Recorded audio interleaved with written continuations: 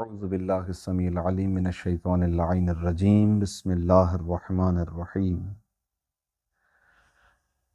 الحمد للہ رب العالمین وصلی اللہ علی محمد وآلہ الطاہرین اللہم صلی علی محمد وآل محمد وعجل فرجہم۔ آج سے ایک سلسلہ عقائد کے دروس پر مشتمل شروع کیا جا رہا ہے، اور اس سلسلے میں ہماری یہ کوشش ہوگی کہ وہ کتابیں کہ جو ہمارے حوزے کے تعلیمی نصاب کے اندر ابتدا سے پڑھائی جاتی ہیں، ان کتابوں کو ایک ایک کر کے آپ کی خدمت میں اس کے مطالب کو بیان کیا جائے۔ اور چونکہ ابتدائی طور پر جو کتابیں ہیں وہ ذرا آسان بھی ہیں، اور عقائد موضوع ایک ایسا اہم موضوع ہے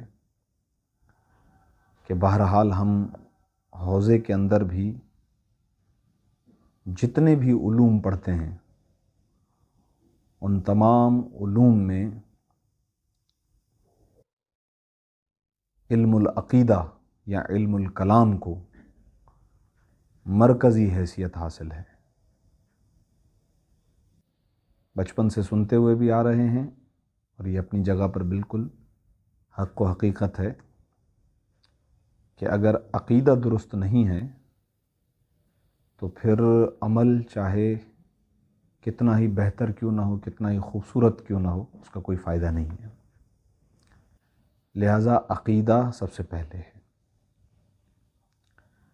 اس سلسلے میں بہت ساری کتابیں بہرحال لکھی بھی گئی ہیں اور پڑھائی بھی جاتی ہیں حوزے کے اندر، لیکن بہتر یہی ہے کہ ترتیب وار ایک ایک کر کے ان کتابوں کو پڑھا جائے،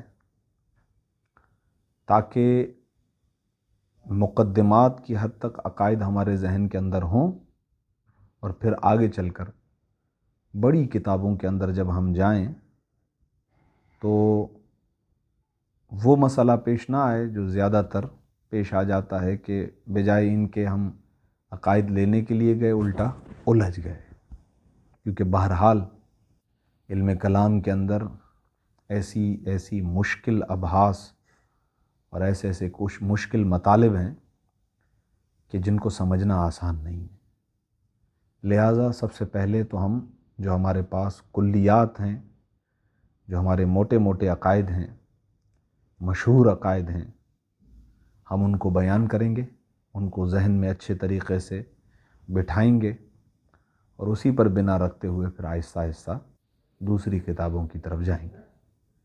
تو حوزے کے اندر رائج جو پہلا برس ہے، پہلا سال ہے، جس کو ہمارے ہاں صرف میر عوامل وہ سال کہا جاتا ہے، یعنی مرحلہ اول اور سال اول، اس کے اندر جو پہلی کتاب رائج ہے حوزے کے اندر، جسے نصاب کے اندر قرار دیا گیا ہے، اس کتاب کا نام ہے ہمارے عقائد۔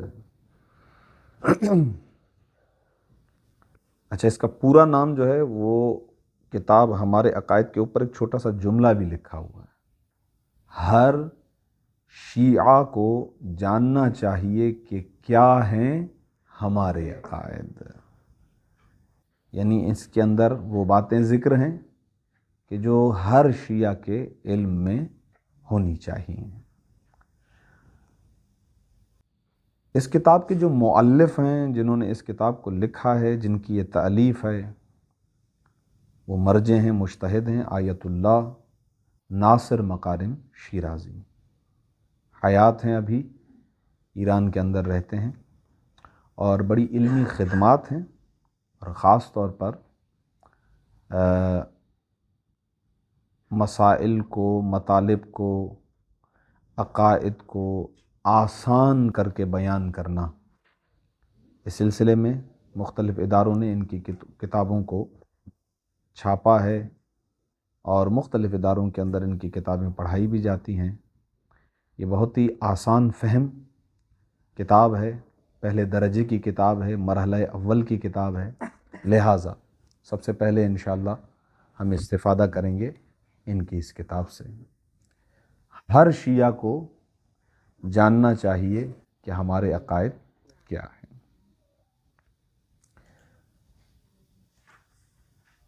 خوب چونکہ یہ کتاب اصل میں تو ہے فارسی زبان میں لکھی ہوئی، اور یہ فقط ایک کتاب نہیں ہے، اور بھی اس طرح کی کئی ایک کتابیں ہیں جو فارسی زبان کے اندر لکھی ہوئی ہیں، اور ایک مستند ادارہ ہے جامع تعلیمات اسلامی پاکستان، اس ادارے سے اس کتاب کو چھاپا گیا ہے۔ اچھا، اس کے اندر ہماری پوری کوشش یہ ہوگی کہ اپنی طرف سے مطالب کو بالکل کم سے کم بیان کریں، اور جو کتاب کے اندر مطالب ہیں عین انہی مطالب کو اور انہی باتوں کو آپ کی خدمت میں پیش کریں، سوائے یہ کہ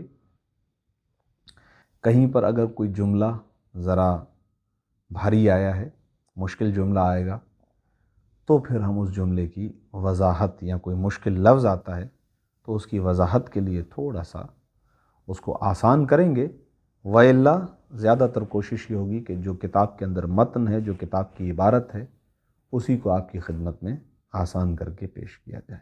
البتہ ہم اپنے طلاب سے اکثر یہ کہتے ہیں کہ جب بھی کوئی کتاب پڑھیں تو اسے صفحے اول سے پڑھیں۔ کتاب کا نام کیا ہے، کتاب کے رائٹر جو ہیں وہ کون ہیں، کتاب کس موضوع پر ہے، کس زبان میں لکھی گئی کتاب ہے، اس کا ترجمہ کس نے کیا ہے، کس ادارے سے چھپی ہے، تھوڑا سا اس ادارے کا تعارف آئے گا وہ بھی پڑھیں۔ اس کتاب کے بارے میں ممکن ہے کہ کسی نے کوئی تقریض لکھی ہو، اس تقریض کو بھی پڑھیں۔ اس کتاب کے بارے میں کچھ آغاز میں بیان کیا جاتا ہے، اس کو پڑھیں۔ تو یہ ابتدائی باتیں پڑھنے سے ایک چیز جو سامنے آتی ہے وہ یہ ہے کہ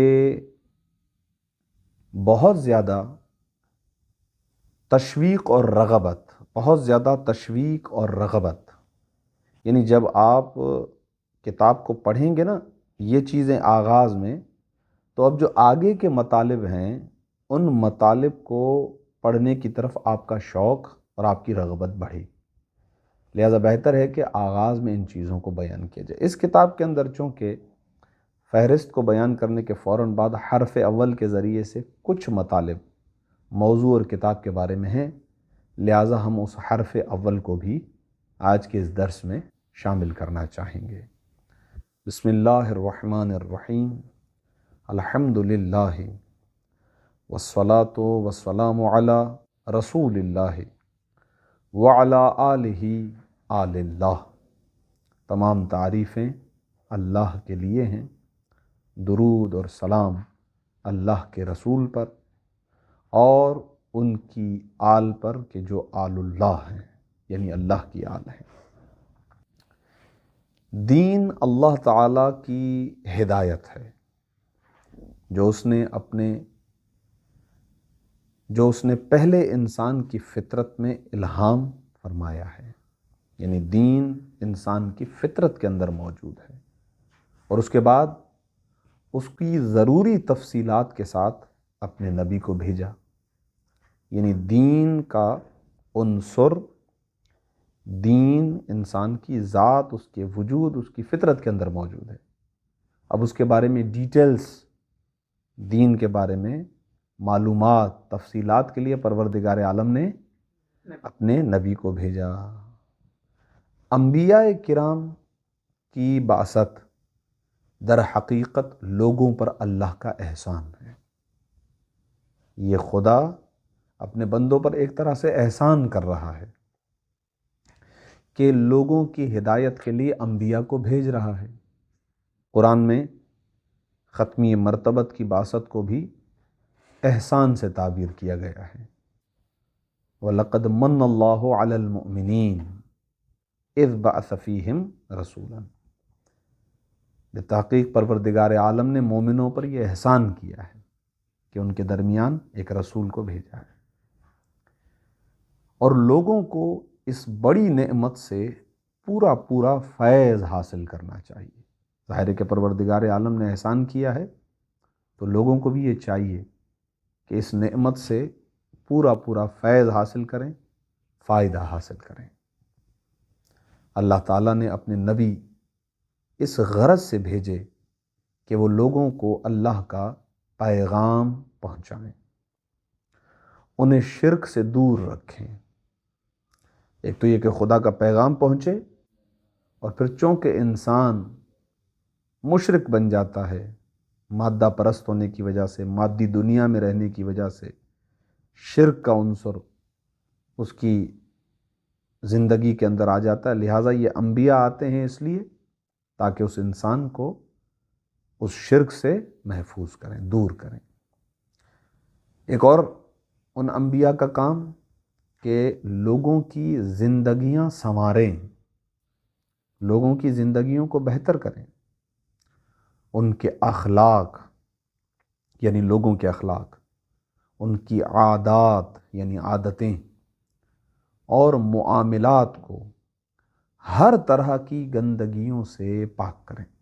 اخلاق میں بھی کوئی برائی نہ رہے، عادتیں بھی بری نہ ہوں، معاملات بھی جب انجام دیں تو اچھے طریقے سے معاملات کو انجام دیں۔ یہ ایک نبی آ کر اپنی امت کو سکھاتا ہے، اور انہیں یعنی ان لوگوں کو اعلیٰ درجے کے اخلاقی فضائل سے آراستہ کریں، یعنی بہترین اخلاق ان کو سکھائیں۔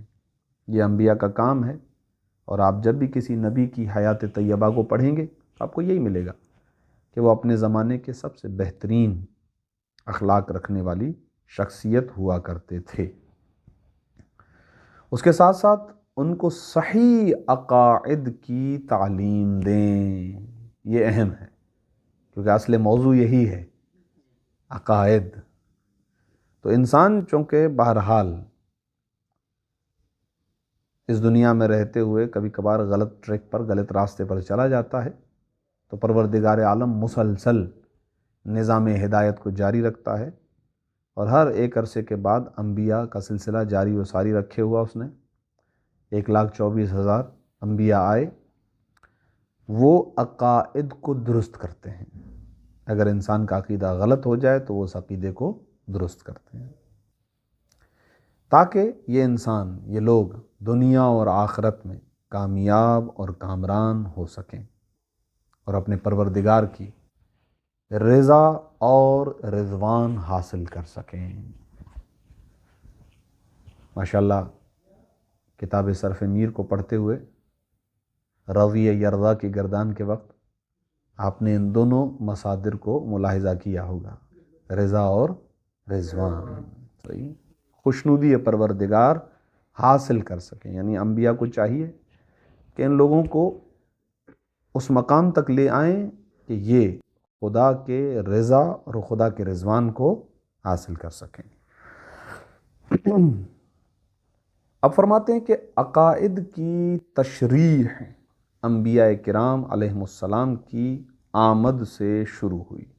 تشریح یعنی وضاحت، اور خاتم الانبیاء حضرت محمد مصطفیٰ صلی اللہ علیہ وآلہ وسلم نے، اللہم صلی علی محمد وعلی محمد وعجل، ان عقائد کو آفاقیت بخشی، یعنی سلسلہ عقائد آغاز ہوا اس کا انبیاء سے، اور یہ کمال تک پہنچا ختمی مرتبت کے زمانے میں۔ یعنی آفاقیت کا مطلب ہے عروج تک پہنچنا، معراج ہو جانا، بلندی کو پا لینا۔ تو ختمی مرتبت نے ان عقائد کو آفاقیت بخشی، اور قیامت تک آنے والی نسلوں کے لیے عقائد کا عمدہ ذخیرہ پیش فرمایا، یعنی یہ کہ ایسا بہترین نظام عقائد انسانیت کے حوالے کیا کہ اب قیامت تک آنے والے ہر فرد بشر کے لیے عقائد کی تعلیمات مکمل کر دی۔ اور پھر آپ کے بعد، یعنی ختمی مرتبت کے بعد آپ کے اہل بیت کہ جو حقیقت میں شریک کار رسالت ہیں۔ یہ بھی مکتب تشیع کے ایک بنیادی عقیدے میں سے ایک عقیدہ ہے کہ اہل بیت علیہم الصلاۃ والسلام حقیقت میں شریک کار رسالت ہیں۔ شریک کار رسالت یعنی جو کام نبی کر رہے ہیں اس کام میں وہ ان کے شریک ہیں، عین وہی کام کرتے ہیں۔ دین کے عقائد کی ترویج میں کوشاں رہے، یعنی اہل بیت نے دین کے عقائد کو پہنچانے میں کوششیں کی ہیں۔ ترویج کا مطلب ہوتا ہے پھیلانا، ہر جگہ پہنچنا۔ ہمارے یہاں اردو میں بھی یہ لفظ رائج ہے، یہ خود لفظ رائج کہتے ہیں، یہ رواج ہے، یعنی یہ چیز پھیلی ہوئی ہے۔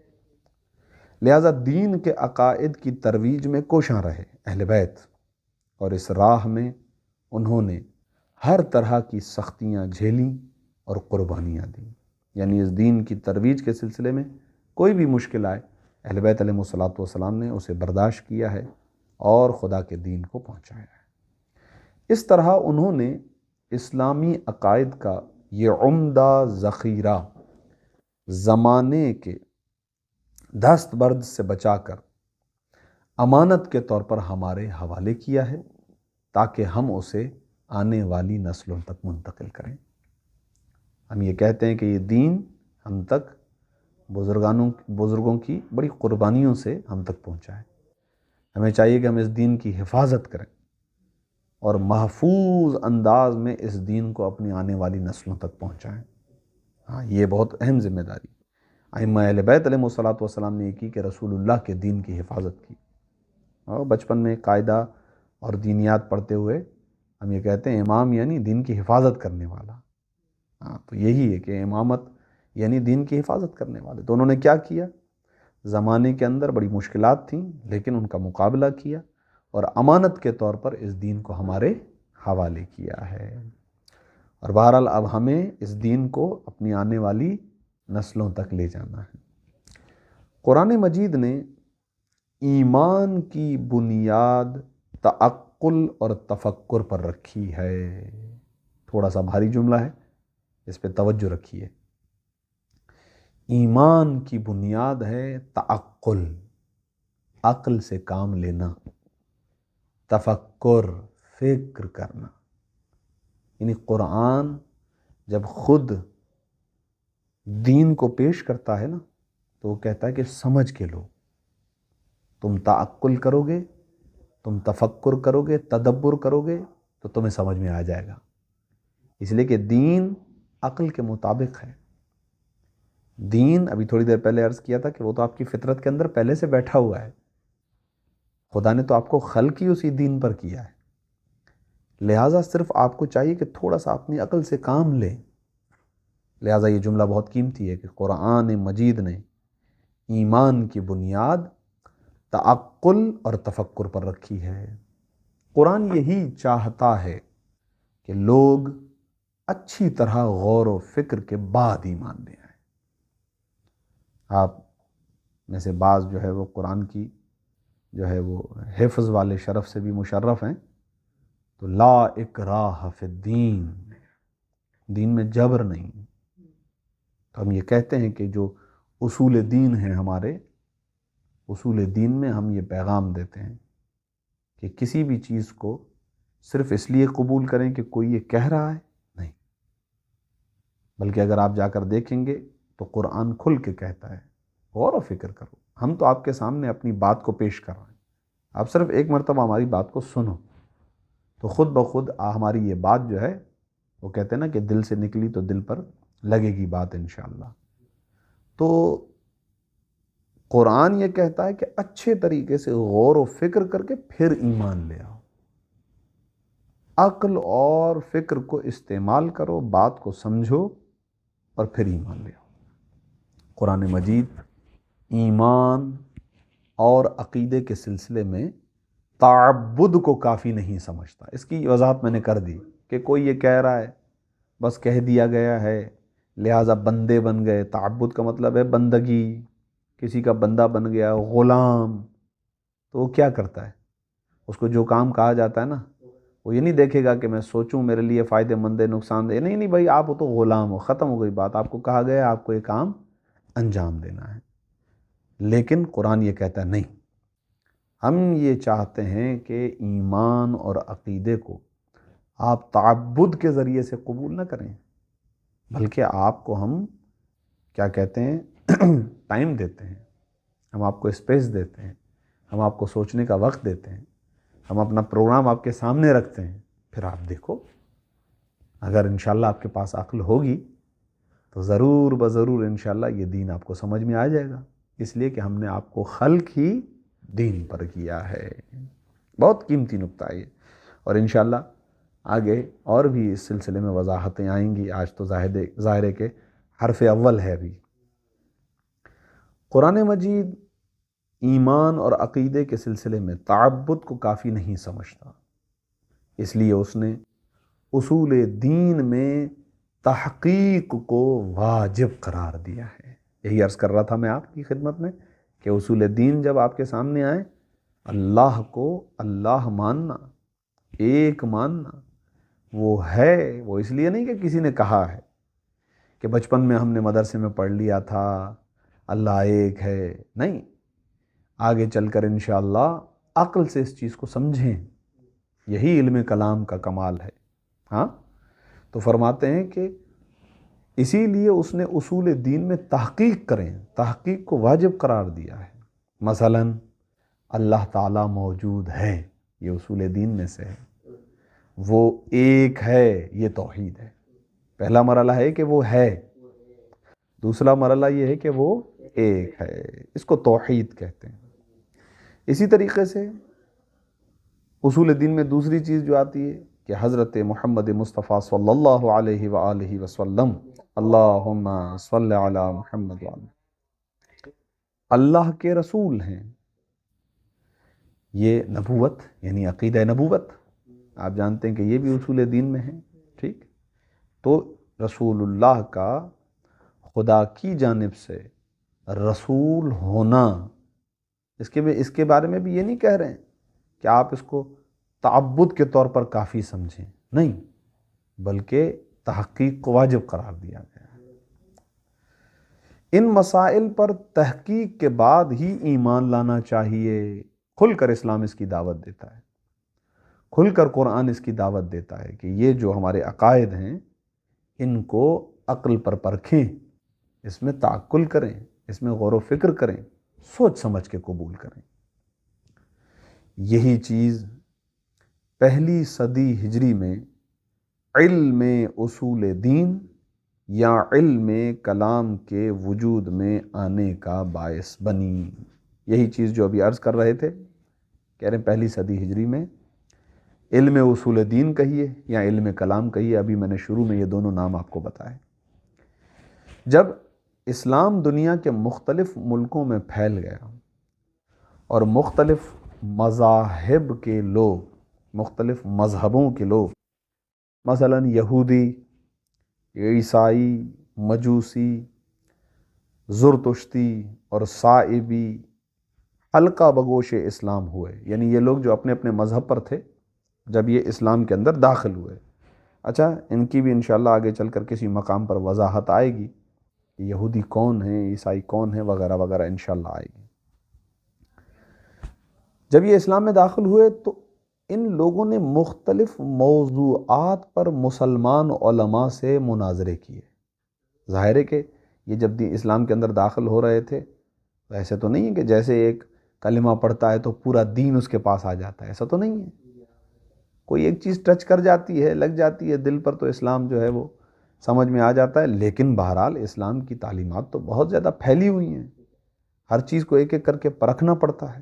لہٰذا تو یہ لوگ جب آئے تو ان میں سے کئی ایسے افراد تھے جو اپنے اپنے دین کے اندر بڑے بڑے عالم تھے، بڑی بڑی شخصیتیں تھیں، جو ہر بات کو ایسے نہیں ہے کہ من و عن قبول کر لیں، ایسے تو نہیں تھے نا۔ تو ظاہر ہے کہ وہ آتے تھے کہ بھائی آپ میں کون بڑا عالم ہے، تو مسلمانوں کے علماء کے پاس آتے تھے، مناظرے ہوتے تھے، بحثیں ہوتی تھیں۔ نیز مسلمانوں میں بھی آپس میں مختلف موضوعات پر مباحثے ہوتے تھے، جس کی وجہ سے دوسری، تیسری اور 4 صدی ہجری میں بہت سے نامور متکلمین پیدا ہوئے۔ اچھا، یہ متکلمین وہی علم کلام کے ماہر کو متکلم کہا جاتا ہے۔ متکلمین یعنی علم کلام سے گفتگو کرنے والے، علم کلام کے ماہرین، اور بھی اس کی کچھ تفصیل ہے انشاءاللہ وہ آہستہ آہستہ۔ مسلمانوں میں علم کلام کے مشہور دبستان یہ ہیں، یوں کہہ لیجئے کہ کیٹیگری، فرقے، ہم تو اس کو فرقوں کے نام سے یاد کرتے ہیں۔ مثلا شیعہ، ٹھیک، مشہور۔ دوسرے نمبر پر معتزلہ، تیسرے نمبر پر اشاعرہ، اور چوتھا مرجئہ۔ اب یہ 4 انہوں نے یہاں پر لکھے ہیں، یہ بڑے تھے، اگرچہ بعد میں تو پھر اور بنتے گئے اور کئی افراد نکلے، لیکن مشہور ابھی انہوں نے کیا لکھا ہے؟ مشہور۔ اچھا، یہ معتزلہ، اشاعرہ اور مرجئہ جو ہیں، یہ اتفاق سے یہ برادران اہل سنت جو ہیں، انہی کے گروہوں میں سے ہیں، انہی میں سے ہیں۔ اب بڑے بڑے مسائل کے اندر عقائد کے اختلاف ہے ان کے درمیان، اور انشاءاللہ آگے چل کر آپ بڑی بڑی کتابوں کے اندر باقاعدہ پڑھیں گے کہ کیسے کیسے موضوعات کے اندر جو ہے وہ ان کے ساتھ ہمارا اختلاف ہے مکتب تشیع کا۔ ان کے اپنے دلائل ہیں، ہمارے اپنے دلائل ہیں، تو انشاءاللہ وہ اپنے مقام پر آئے گا۔ تو ظاہر ہے کہ یہ سبب بنا کہ یہ 4 بڑے جو ہے وہ نام آئے ہیں سامنے، فرقے آئے سامنے۔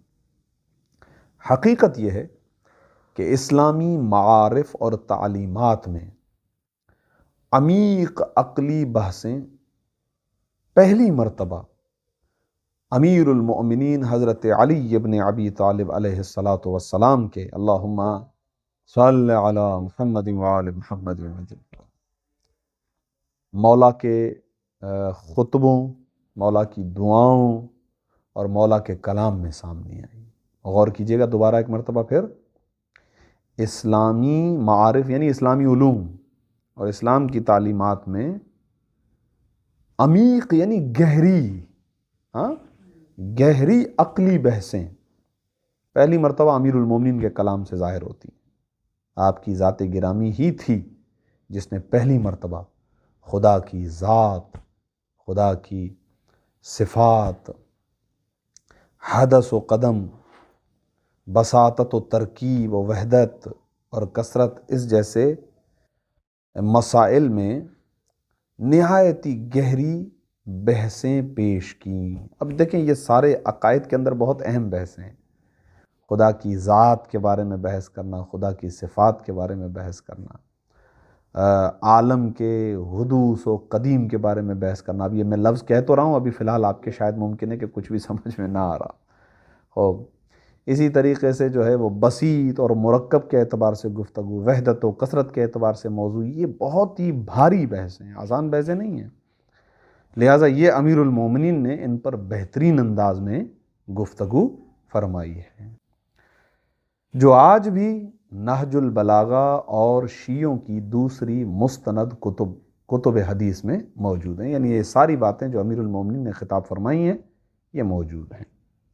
امام علی علیہ السلام کے علاوہ دیگر ائمہ طاہرین نے بھی اپنے خطبات، روایات اور دعاؤں کی صورت میں عقائد بیان فرمائے ہیں۔ حضرت امام جعفر صادق علیہ السلام، اللہم صلی علی محمد وآلہ، امام خود کلامی مسائل پر بحث و گفتگو فرماتے تھے، اور آپ نے اس سلسلے میں اپنے بعض اصحاب کو تربیت بھی دی تھی۔ انشاءاللہ یہ پڑھیں گے ہم، امام علیہ السلام کے زمانے کے اندر جو کارنامے ہیں، مولا کے بہترین مناظرے ہیں عقائد پر۔ خود امام کے یہ جو شاگرد ہیں، شام ابن حکم ہیں، شام ابن سالم ہیں، اور حمران ابن عاین ہے، محمد ابن علی ہے المعروف مومن طاق، اور اسی طریقے سے قیس ہیں۔ بہرحال یہ کچھ نام ہمارے پاس تھوڑا سا واضح نہیں لکھے ہوئے، جو نام واضح لکھے ہوئے تھے وہ میں نے آپ کے سامنے پڑھے۔ امام علی رضا علیہ السلام نے بھی بنفس نفیس علمی مجالس میں شرکت فرمائی اور مختلف مذاہب کے علماء سے مباحثہ کرتے تھے۔ امام علی رضا، امام محمد تقی، امام علی نقی علیہم السلام کے مشہور صحابی فاضل ابن شاذان نیشاپوری بھی محدث یعنی حدیثیں بیان کرنے والے، فقیہ وہی جو فقہ میں مہارت رکھے، اس کے ساتھ ساتھ متکلم بھی تھے، یعنی علم کلام کے بھی ماہر تھے۔ فضل ابن شاذان، ان کی کئی ایک کتابیں بھی ہیں، انہوں نے عقائد پر بہت سی کتابیں لکھی ہیں۔ فضل ابن شاذان نے نوبختی خاندان کے کئی افراد بھی متکلم تھے۔ یہ خاندان ہے اہل بیت علیہ الصلوۃ والسلام کے قریبی، کئی ایک افراد تھے ان کے خاندان کے اندر کہ جنہوں نے اہل بیت علیہ الصلوۃ والسلام سے کسب فیض کیا ہے۔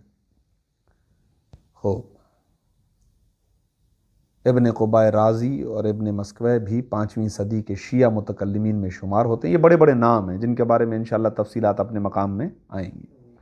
خواجہ نصیر الدین طوسی نے تجرید الاعتقاد لکھ کر علم کلام کی بہترین کتاب تخلیق فرمائی۔ ہمارے مکتب میں اس کتاب کی جو ہے نا وہ بہت اہمیت ہے۔ تجرید الاعتقاد، عقیدے کے سلسلے میں علم کلام پر لکھی گئی۔ اس کتاب کی کئی شرحیں بھی لکھی گئی ہیں، یعنی اس کتاب کو سمجھنے کے لیے کئی ایک شروحات ہیں۔ ان کے بعد بھی ہمارے بہت سے علماء نے اعتقادی مسائل پر کئی کتابیں تحریر کی ہیں، اور یہ سلسلہ رکا نہیں ہے بلکہ ابھی تک جاری ہے۔ یہ کہنے کے بعد اب آتے ہیں ہمارے اس کتاب کی طرف، فرماتے ہیں کہ زیر نظر کتاب، یعنی جس کو آپ دیکھ رہے ہیں، زیر نظر کتاب ہمارے عقائد، آیت اللہ ناصر مکارم شیرازی نے، جو ایک فقیہ اور مفسر قرآن بھی ہیں، نہایت اختصار یعنی مختصر، اور عصر حاضر کی عصر حاضر یعنی جو ابھی زمانہ چل رہا ہے، اس کی ضرورتوں کو مد نظر رکھتے ہوئے تحریر کی ہے یعنی لکھی ہے۔ اور اس کی وجہ تالیف یعنی کیوں لکھا، انہوں نے اس کتاب کے مقدمے میں تحریر فرمائی ہے، جو انشاءاللہ آگے آنے والا ہے۔ عقائد کے موضوع پر آپ کی کتاب اصول عقائد جو ذرا تفصیلی ہے، اپنے دل نشیں انداز اور اسلوب تحریر کی وجہ سے عوام میں سند قبولیت حاصل کر چکی ہے۔ اس کا نمبر اس کے بعد آتا ہے، ہمارے عقائد کے بعد اصول عقائد ہے، اور اس کے کئی ظاہرے کے طبعات بھی شائع ہو چکے ہیں۔ ہماری خواہش ہے کہ ہر یہ اب ظاہرے کے ادارہ کہتا ہے، اور یہ جو حرف اول لکھنے والے یہ کہتے ہیں کہ ہماری خواہش ہے کہ ہر شیعہ، یہ فقط ان کی خواہش نہیں، ہماری بھی خواہش ہے، صحیح ہے، کہ ہر شیعہ مرد و زن، مرد و عورت اس مختصر کتاب کو پڑھے، تاکہ وہ اپنے مذہب کے عقائد سے اجمالی طور پر واقف ہو سکے۔